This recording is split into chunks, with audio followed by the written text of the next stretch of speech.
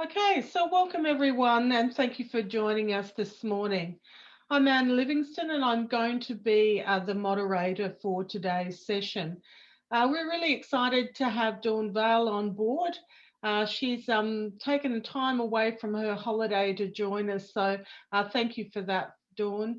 Dawn's going to talk about Feros Care's Smart Home Modifications Project, and I'll be my pleasure shortly to introduce Dawn. Our webinar today is being hosted by the Community Care Smart Assistive Technology Collaborative. Many of you would know that the collaborative was formed with some support from the Queensland Government and was bringing together international, national and local experts in community care, assistive technology across the gambit, and was really focused at promoting innovative ideas of community service delivery. A bit about us, we've been hosting the collaborative since its inception in 2015. We're now nearly 7 years old and we've got over 2,000 contributors. We've got a range of projects that are operating around the collaborative and are really pleased that some of those are getting some international attention. Our webinars specifically are created from feedback from our collaborative as well as requests that we receive. And we aim to connect diverse perspectives in research and development, as well as the creation and deployment of assistive technology and generally smart technologies in the community care sector. Just a reminder that if you haven't formally registered for the collaborative site, it's accessible to all and it provides a range of resources, news articles and collaboration opportunities. The link is on your site now. In terms of today's webinar and all our webinars, it's important to note that neither community resourcing or the Queensland Government are promoting or endorsing any particular product, research entity or organisation.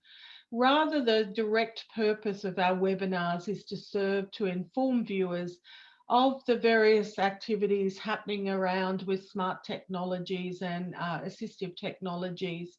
And those that are currently in development and deployment, like those in Feros Care that have been mainstreamed in community service delivery. We welcome any questions, but I'll let you know that you've all been muted. And in the interests of the recording, if you have any questions or comments, you can post them in the question panel on the dashboard to the right of your screen.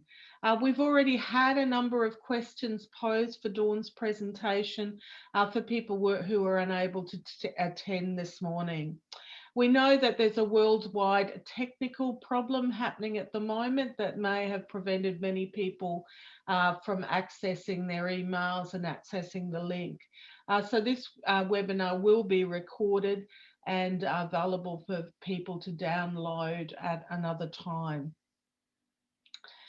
So it's my pleasure to welcome our guest speaker today, Dawn Valle. Dawn's been at Feros Care for a significant a number of years, and she's going to explore Feros Care's Smart Home Modifications Project, which was an initiative that is improving the quality of lives of older Australians, as well as increasing their digital literacy and capability. Dawn is currently the project lead of the Smart Homes Modification Program and has a range of experience using assistive technology in community-based settings.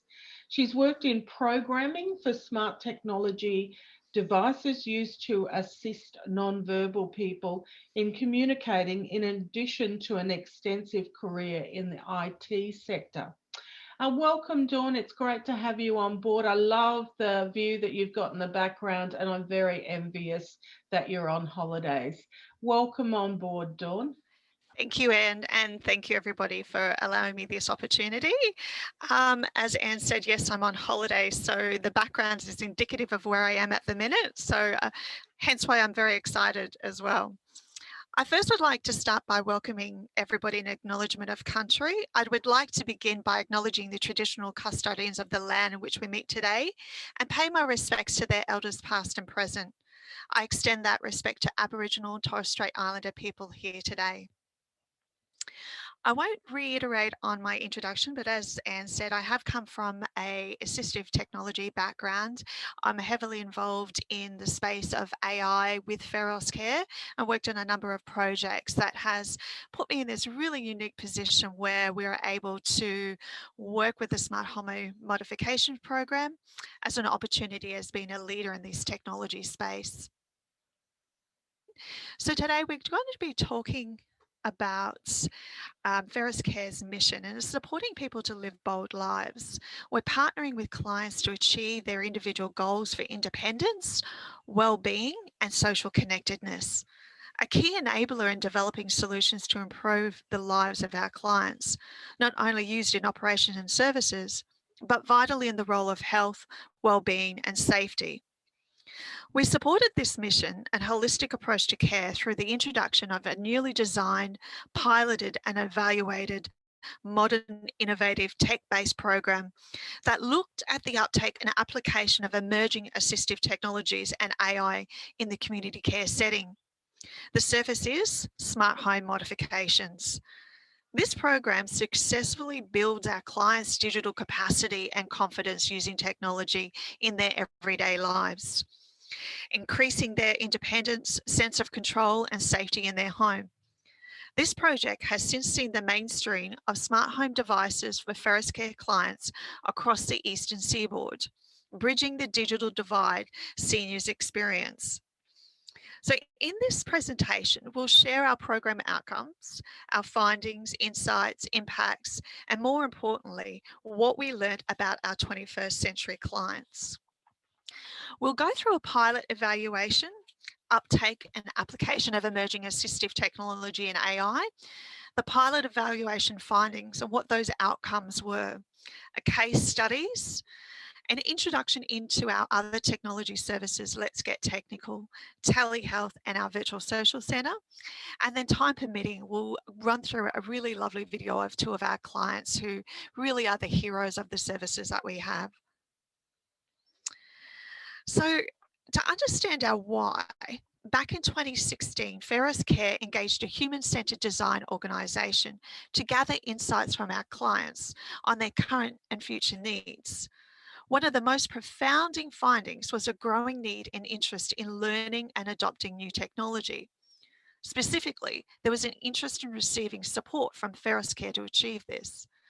From that research, one of the findings among our client portfolio was a growing need and interest in learning and adoptive technology.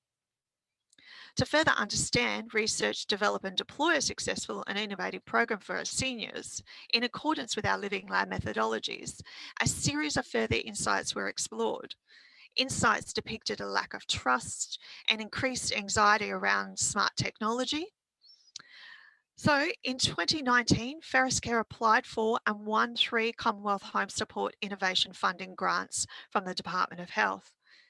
Each of our grant applications promised to create and validate new innovative tech-based services for seniors. More specifically, a technology capacity building and next generation smart assistive technology service. We had 8 months to deliver these promises. So, utilising information from our insights and acknowledging the client's fear around adoption of technology, we were then tasked with designing, piloting and evaluating the service. A key strategy in the design of the Smart Home Modification Program was to develop and implement resources that would empower and equip the seniors with the information and full disclosure as to how the devices would operate. The first step we took as a project team was to gather insights to fuel our innovation and design process. This step we took as a team was around design phase of our pilot. We set out to conduct primary research as well as deploy user engagement and co-design strategy with our seniors. Our methods included client focus groups, client phone interviews, client and staff beta testing, design workshop with staff from different areas of the business, surveys with our care staff in the field to gather their insights. And what we found is the digital divide truly does exist with our seniors. Our clients feel like they're being left behind. Our seniors have high levels of technology anxiety, ranging from fear of cybercrime to fear of breaking something to the simple fear of looking silly. Our clients want to learn and adopt technology, but they just don't know how or where to start. One of the most common motivators for learning and adopting tech is being able to remain connected with their family and their grandchildren and to maintain or even gain independence. Even if surrounded by family, some of our seniors feel they don't have the appropriate technology support. We acquired our pilot participants. We conducted pre-assessments and found insights about these pilots. Our pilot average age participant was 81 years old. 95% already had an internet connection at home. And on average, each participant had 2.1 devices. The most device was a smartphone, followed by a tablet. The main operating system, surprisingly, was a combination of an Apple and Android device, meaning 34% of our participants owned a device from different operating systems. We were really surprised by these findings. To understand and gauge the level of interest in the program, a marketing campaign was performed in areas such as Mid-North Coast, Far North Coast, Gold Coast and Queensland. We honestly thought this was going to be really difficult. We created a mail out that consisted of 700 direct marketing letters to Feros Care clients funded under CHIP's program. Within 7 days, the business was at 60 clients on the program. Those placements were filled, and we had a wait list of over 100 clients. And we developed and put them onto a CRM situation to manage them in a little later. The respondent rate of the reply within such a short time frame depicted the need and perceived usefulness of the program. It was really unexpected. It had smashed any stereotypes that we held about our seniors. And I need to mention here that the demand we experienced for these technology-based programs were pre-COVID. So this was back in November 2019. Clients were reported barriers to participating in the service. There were concerns about technology surrounding privacy. So therefore, an information sheet to address concern was created and shared with our client participants. Other barriers included family members who felt the device was too high level and too costly. Our clients were introduced to a Let's Get Technical service as a way of bridging their concerns around a digital service. The Let's Get Technical service is a digital literacy building program that aims to support the technology confidence, independence, and health and wellbeing of our clients. The program was developed with the aim of enabling seniors to become more independent in managing their daily affairs, staying connected and secure in their homes by increasing their digital skills and the confidence in using technology. The program involved 6 to 10 senior-friendly personalised digital skill sessions that were face-to-face in the client's home. They were giving them control over what skills they learned and how they were learning them. Sessions were guided by the client's individual goals that were identified during the first visit and continue to be adapted with the client's needs as they progress through the program. With smart home modification, the first design iteration, we provided only a single installation visit. Over a short period of time, it was quickly identified for clients that experienced issues with the products, they would simply stop using them. We quickly realised that we needed to include additional support visits to support the client learning, retention and awareness. And the service now is more important than just a ship drop method. If we maintain that model, it wouldn't work and we'd definitely fail. For the Smart Home Mods program, we adopted an enablement style of support where services adopted a doing with versus doing for approach. This same method of delivery is employed to ensure clients are actively engaged with the learning and the devices, have enough time for reflection during the session, and can easily manage the devices independently. Fast forward, and the service now has clients receiving 3 face-to-face visits. The first, the installation visit. This includes getting the client to know and their dynamic home environment, and it's delivered over a period of 2 hours. This is to maximise the client's engagement and retention for the information and learning. Technical support officers deliver the support services in a very friendly, supportive, and definitely a non-judgmental approach. We avoid technology jargon and relate different terms to familiar everyday occurrences. For example, relating back to familiar terms, systematically building on known concepts is a proven strategy that enhances, encourages, enables learning, especially with our seniors. So, working in collaboration with the client, the devices are installed according to where the client identifies they spend most of their time or had any functional limitation, goals, or needs. A strong client-centered approach to promote sustainability of the products and a co-design environment is employed to ensure that the clients feel in control with the smart new home technologies. The support visits are done at week 1 and again at week 6.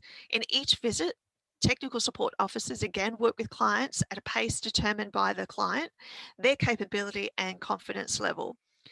The service design is developed in response to our clients' needs and wants. Individual, personalised, one-to-one service, and that's the point of difference compared to other services offered in the community. Through the dissemination of this service delivery model, we know our clients are confident in using the services better.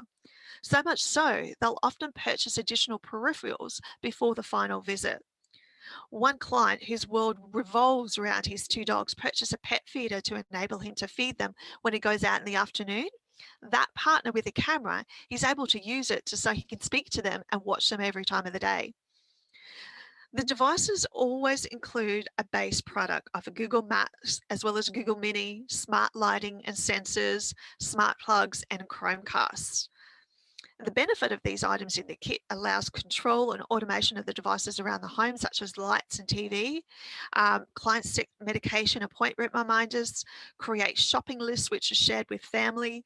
They look up recipes, even if just a base of what ingredients are in the fridge.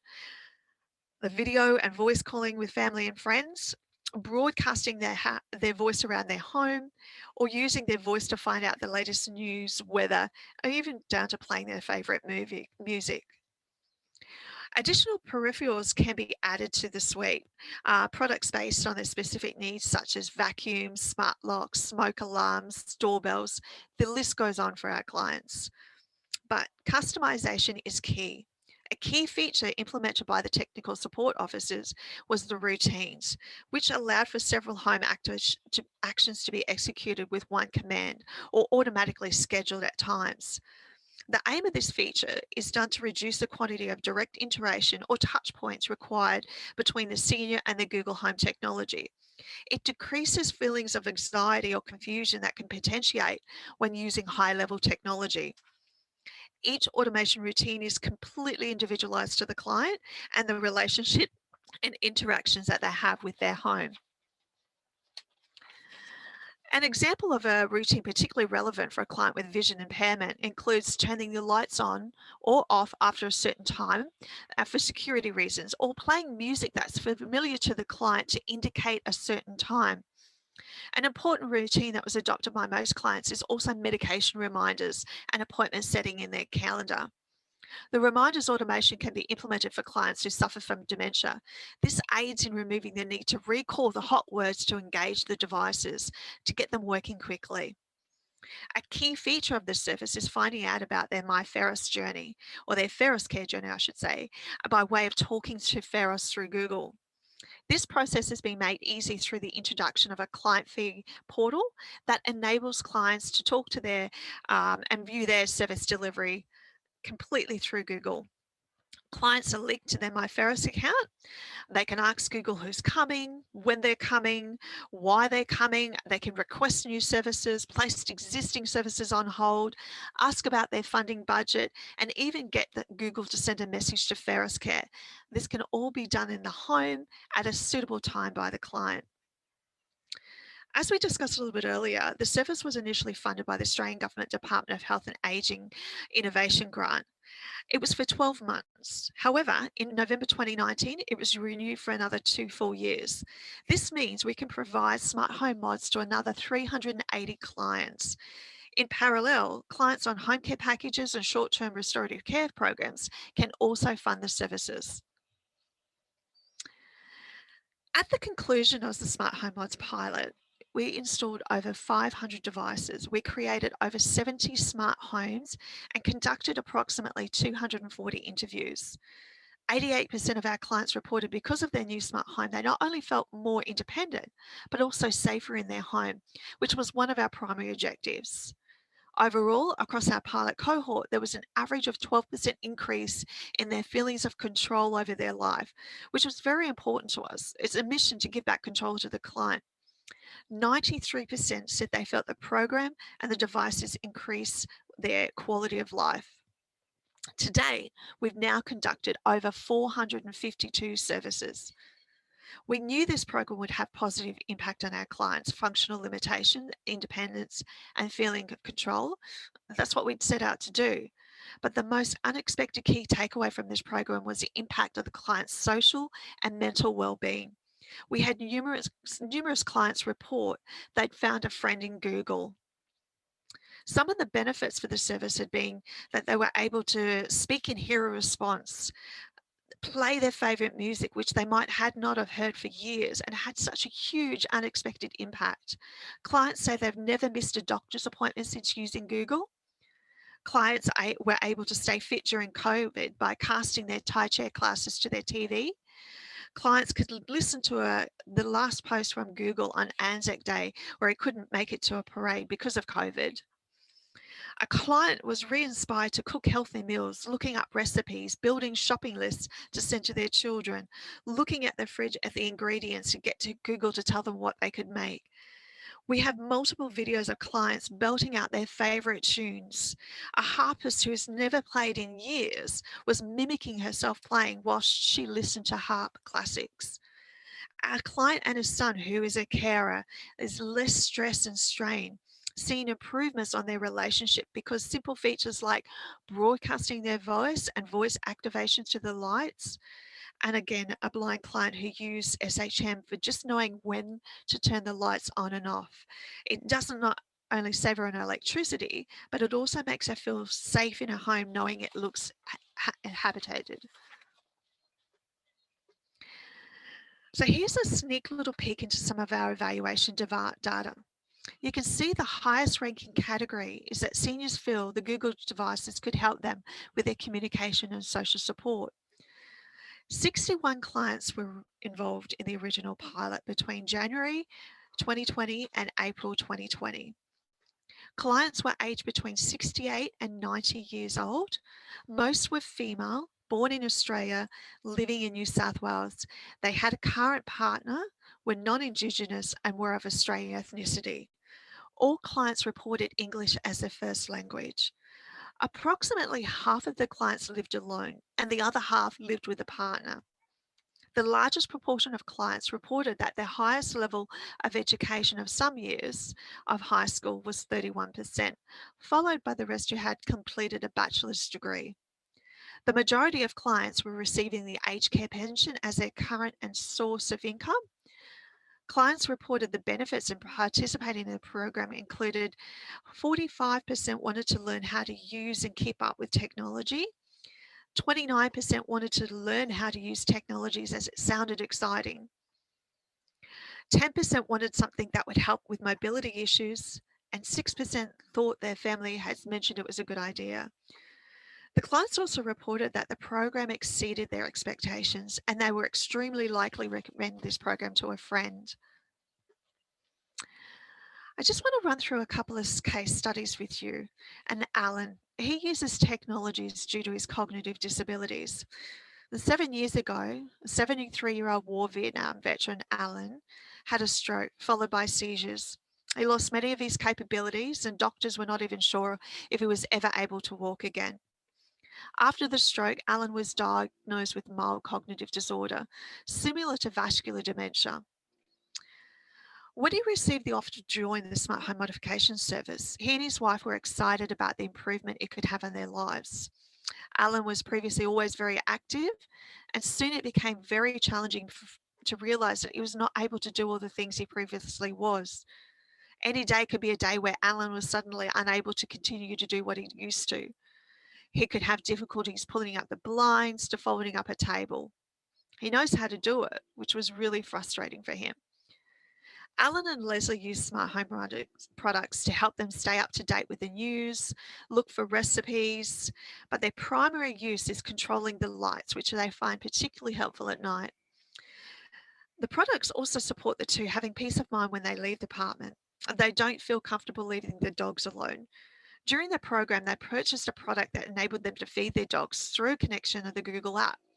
And they engage the cameras so that when they're not home, they can see what their dogs are up to, but they can also see who comes to the front door. If the dogs start barking, they get a notification and they can see if somebody's trying to get in.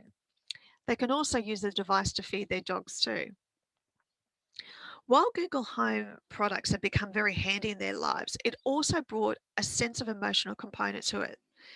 On Anzac Day, they couldn't go to the parade, and they were standing outside on their balcony, and Alan asked Google to play the last post. It was very emotional and meaningful for the two of them. For Alan and Leslie, they feel the smart home modification service has been a godsend. It makes their lives easier. And Alan has become quite tech savvy with Google. It helps him a lot with his health. It's also reassuring from a safety point of view, the automated lighting used as a falls prevention.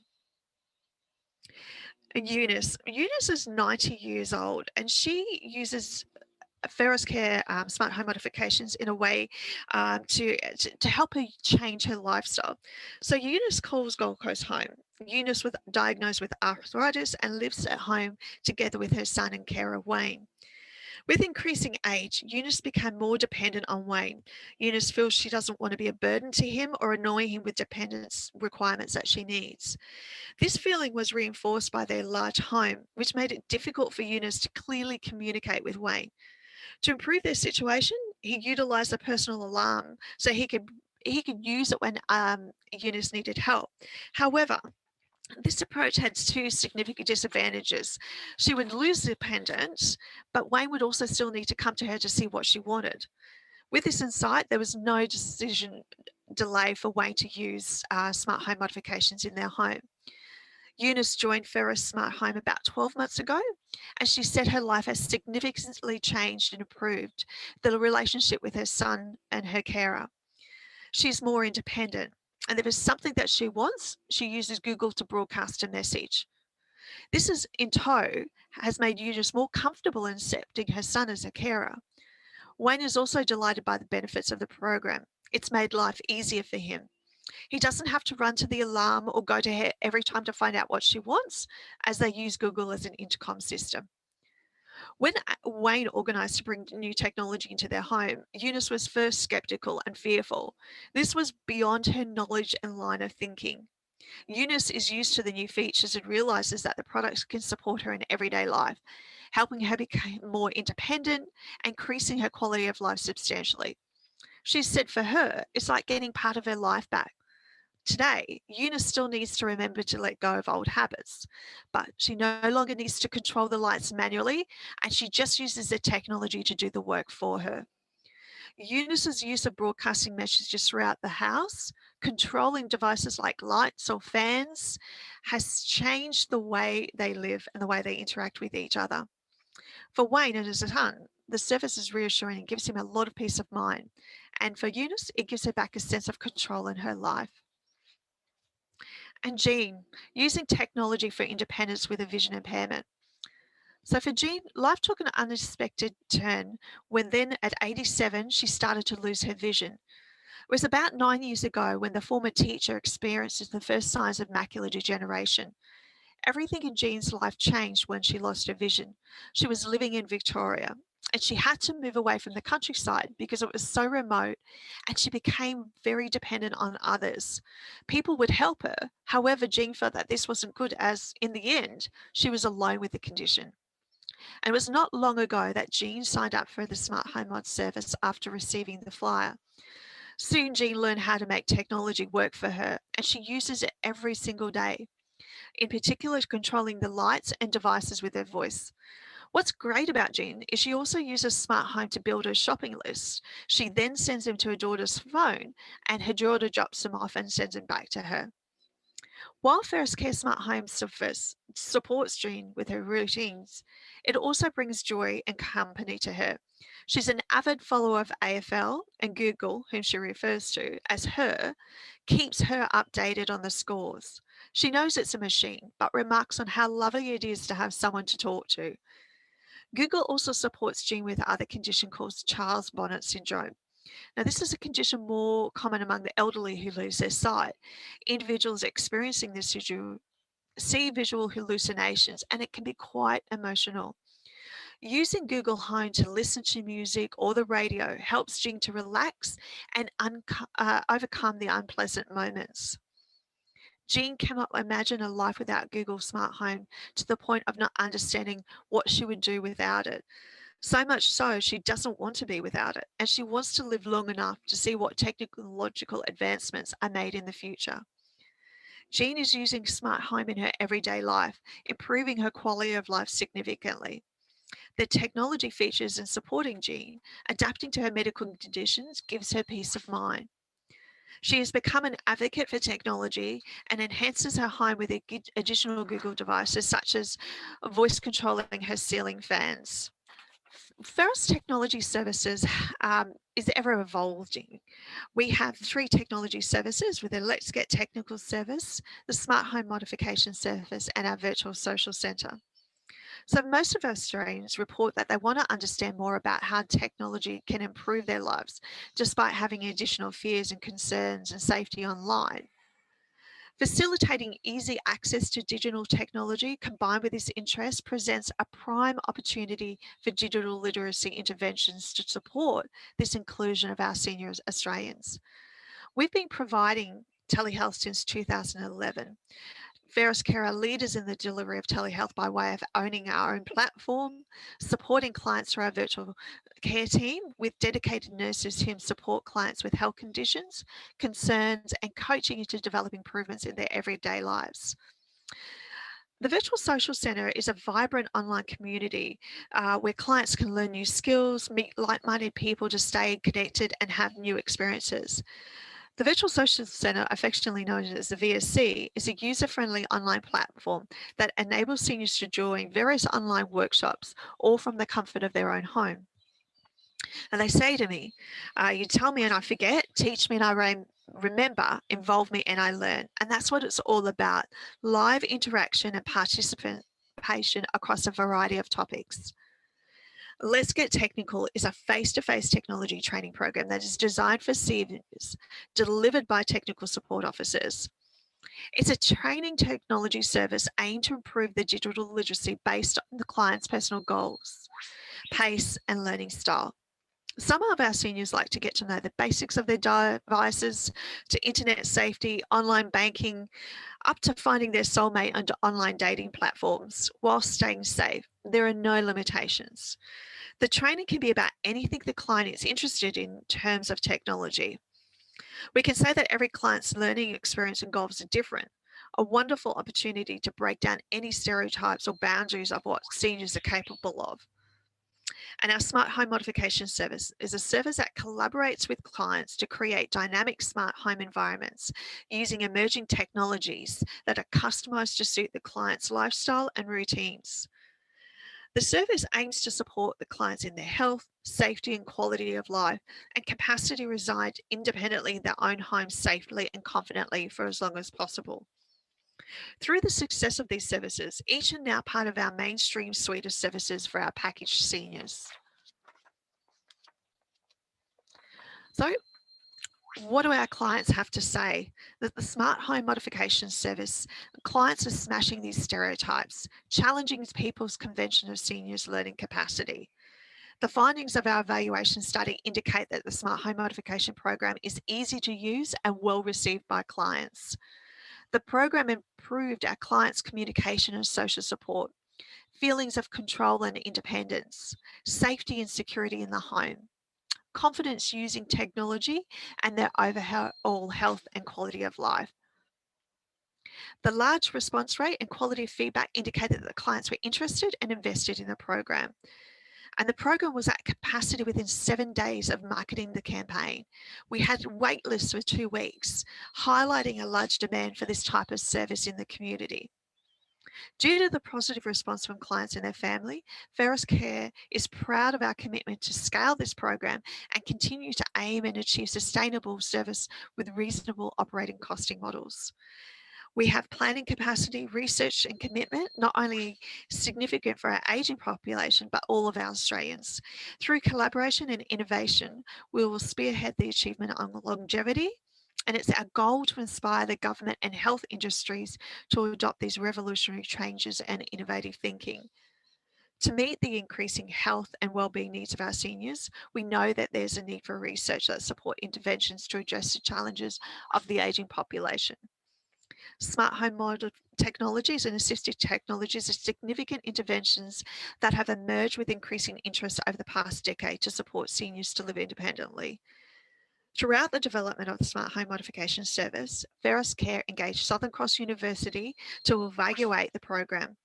The overall purpose was to explore the extent to which this program could be supporting our seniors independently. This is also available for distribution, and we can share this with you at the end of the session. So for Feros Care, what's next? We're disseminating Alexa and the drop-in features, how they can be used in residential villages. And we wanted to look at this in the disability sector as well and exploring on our telehealth. Georgie, I'm not sure if we have a moment for a video. Yes, we do. Thanks, Dawn. Wonderful. So Eric and Edith are part of our Smart Home Modifications program. They are receiving services from technology support officers and being trained on how to use the different applications.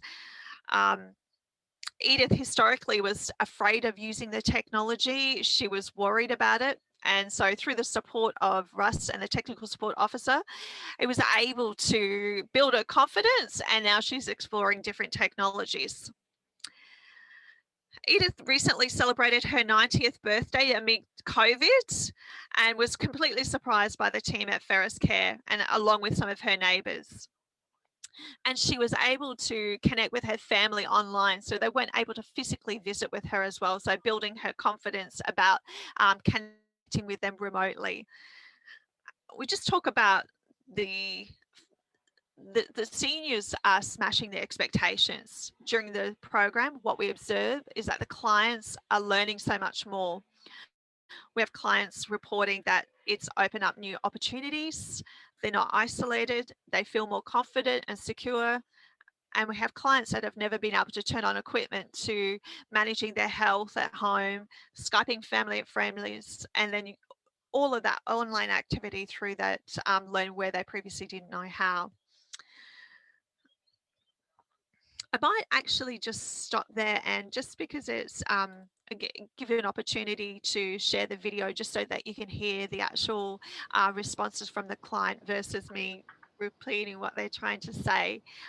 It really just speaks to the fact that our clients are embracing these technologies. They're really using the technologies in ways that we never initially factored, and they're wanting to learn more to the point where they go out and they purchase additional peripherals. They take on additional learnings as well. Thank you very much. That's great. Thank you for that presentation.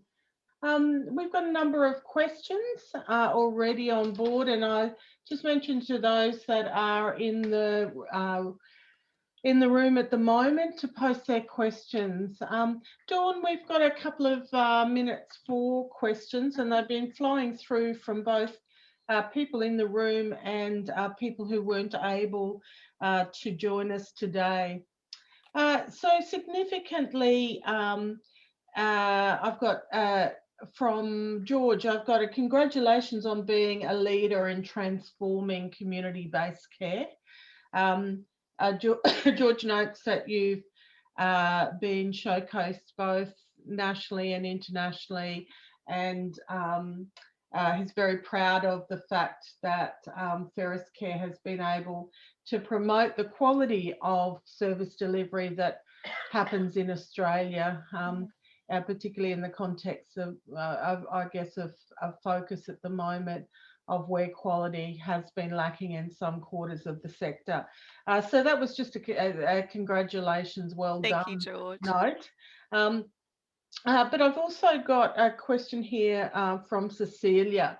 How has COVID-19 changed your approach, or did you find you were so well positioned that it made that transition to the more virtual easier? That's a really great question, Celia. So, as earlier indicated, when we first went live with the program, it was pre-COVID, so we didn't know what that would look like for our clients.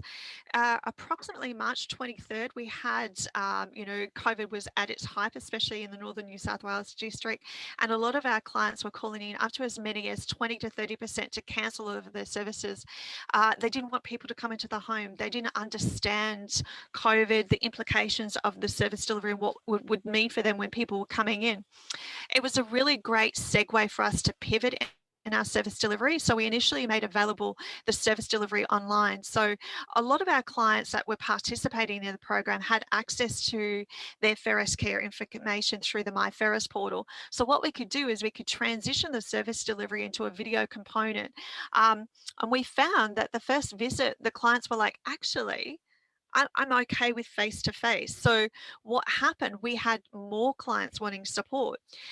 With the funding arrangements with COVID, we had a lot of flexibility in ways of how we could spend a lot of our other funding. So, we had more clients wanting to learn about how they could get safe online and how they could do those services online.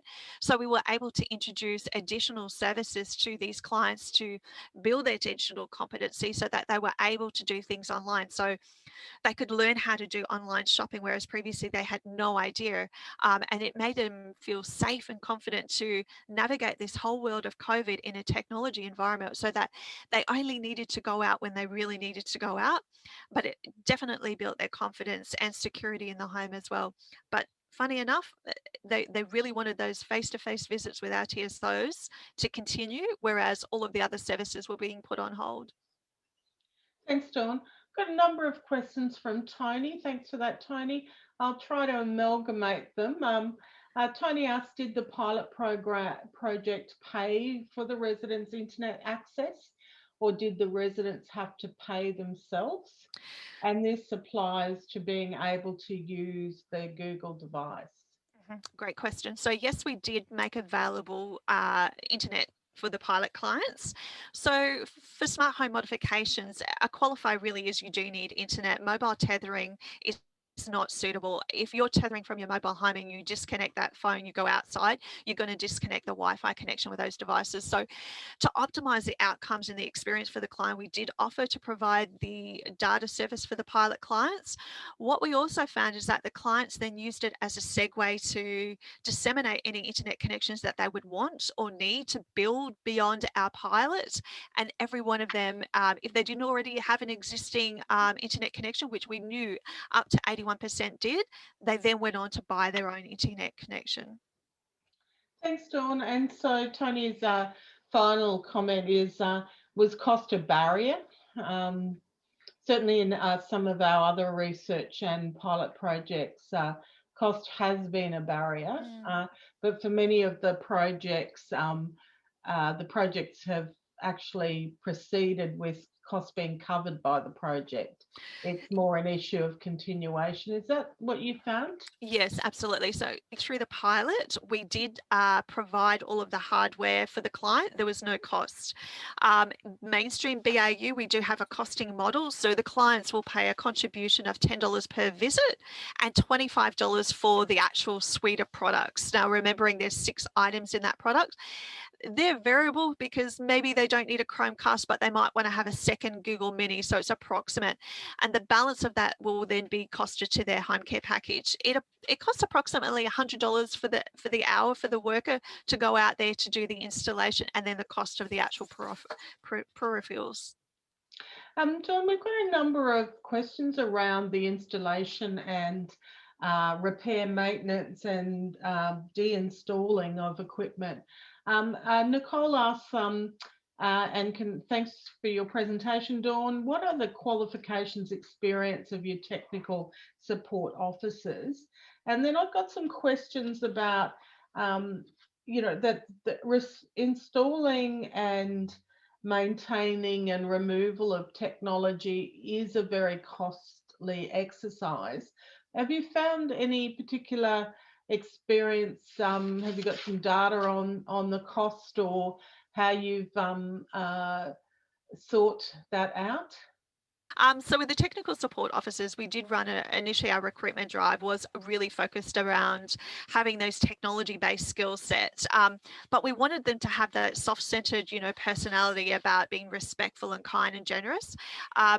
We're migrating this service so that it can be delivered also by our community support workers. So we're in the process of creating a opportunity or a screening tool so that any worker can sit the test to determine whether they're going to be suitable for the opportunity and then go through a training opportunity. So that means we're able to then upskill our workers and then deploy the service wherever we have qualified workers. Sorry, and with your second question, can I just get you to repeat the final point? It's regarding the economics Mhm. of having a dedicated person installing equipment and removing and maintaining. Is Yeah. that sustainable in projects? So with regards to the installation, yes, we were initially limited by the geographical location of the client, which is why we specifically targeted our CHIPS funded areas, and we have technical support officers in those key areas to do the installation. The equipment is the client's, it's there permanently, so there is no decommission or removal of the equipment unless the client specifically requests for it not to be installed. Of all of the clients that we've installed it, so thinking back, we've done over 452, we've only had one client who actually asked for it to be removed, and that was more coming from their families because it was an undiagnosed client with dementia, so they found it to be a little bit more troublesome for them. So from a financial perspective, we found with the TSOs, the whole transitioning our workforce to be able to deliver the service means that that financial model is costed more appropriately. You don't need specific roles in the areas to deliver the service. And again, upskilling our existing workforce means that we become the employer of choice.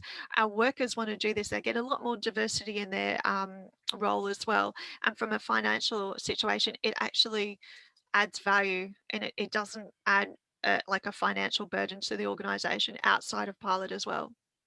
Terrific. Lucy says the Royal Commission had significant recommendations around the uptake of assistive technology and existing service provision, particularly Commonwealth Home Support Program and home care packages.